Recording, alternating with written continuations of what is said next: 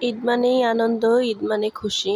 তো সকলের ঈদ কেমন কাটলো? দেখতে, দেখতে তো কুরবানির ঈদটাও চলে গেল। তো যারা কুরবানি দিতে পেরেছেন তো আলহামদুলিল্লাহ। আর যারা দিতে পারেননি তাদের যাতে আল্লাহ আগামী বছর দেওয়ার তৌফিক দান করেন।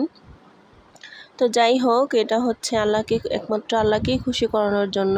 তো এটা লোক দেখানো বা আমরা কষ্ট করে যে কুরবান করব লোক দেখানোর জন্য, এটা তো কোনো মানে হয় না। তো যেহেতু আল্লাহকে খুশি করানোর জন্য করব, তাই যেভাবে আমরা পারি আল্লাহ যাতে খুশি হয় ওইভাবেই আমরা কুরবানি করার চেষ্টা করব। তো যাই হোক, আলহামদুলিল্লাহ। সবার ঈদ কেমন কাটলো জানাবেন। আর ঈদের আগে আমার কিছু মাছের প্রয়োজন ছিল, যেহেতু সবাই অত একটা মাংস পছন্দ করে না। তো কেউ কেউ মাছও খায়, তা আমি একটু বাজার করে রেখেছিলাম। আর এই তো বাজারগুলি গুছিয়ে রাখলাম। তারপর আমি হচ্ছে আর মাছ দিয়ে ঝিঙা দিয়ে আলু দিয়ে একটা ঝোল করেছিলাম। তো আজকে এ পর্যন্তই। আল্লাহ হাফেজ সবাইকে।